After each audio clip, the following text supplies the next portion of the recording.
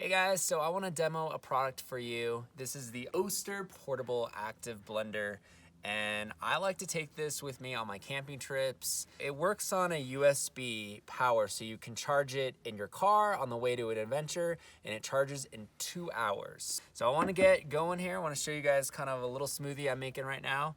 One of the products that I'm using today is this product called Joy, and this is actually concentrated almonds. So instead of bringing almond milk with you on adventures, you can just use this Joy product here and make your own almond milk on the go. So I'm gonna put in a couple raspberries here, and then I'm gonna put in some dates for some sweetness, put some oats in there, and I'll put in some apples. Then I am going to put in some of this Joy, and I'm gonna put in about 2 tablespoons, and then I'm gonna put in some distilled water here.